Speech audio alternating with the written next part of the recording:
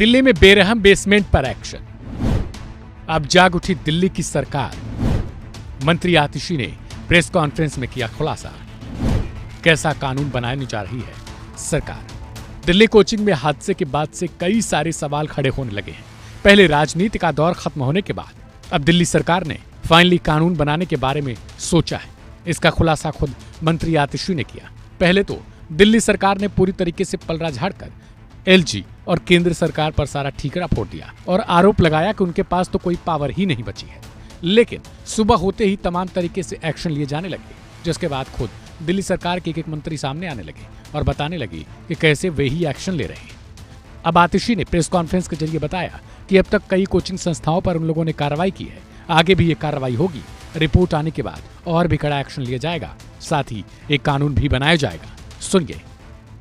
जो ड्रेन उस एरिया में वाटर लॉगिंग के लिए जिम्मेदार था, उस पर वहां के सारे कोचिंग सेंटर्स ने इंक्रोचमेंट किया हुआ था, जिसकी वजह से ड्रेन से पानी नहीं निकल पाया।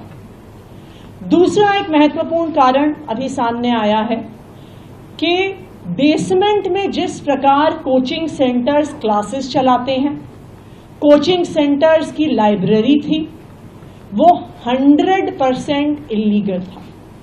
जो बिल्डिंग डिपार्टमेंट द्वारा इस कोचिंग सेंटर को परमिशन दी गई थी, उसमें बेसमेंट का प्रयोग सिर्फ और सिर्फ पार्किंग और स्टोरेज के लिए किया जा सकता था।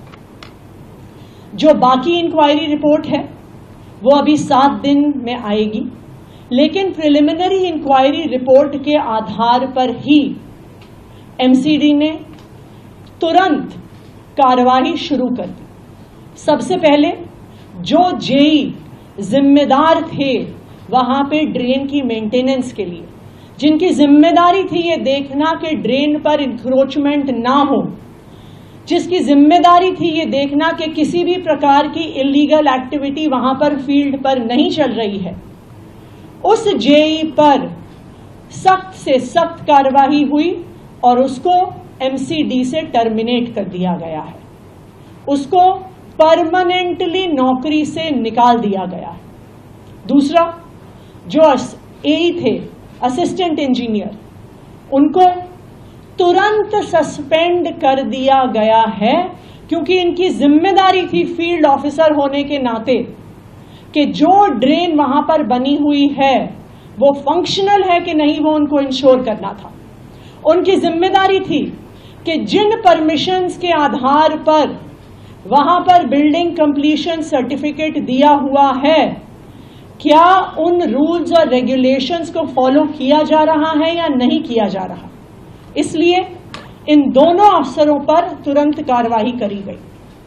मैं आज दिल्ली के लोगों को और देश के लोगों को ये भरोसा दिलाना चाहती हूं कि जैसे ही पूरी इंक्वायरी रिपोर्ट सामने आएगी और अगर इन अफसरों के अलावा और कोई भी अफसर जिम्मेदार पाया गया जिसके अपनी ड्यूटी ना करने की वजह से इतनी बड़ी त्रासदी हुई, चाहे वो अफसर एक जूनियर अफसर हो, चाहे वो सीनियर मोस्ट व्यक्ति हो, किसी को भी बख्शा नहीं जाएगा।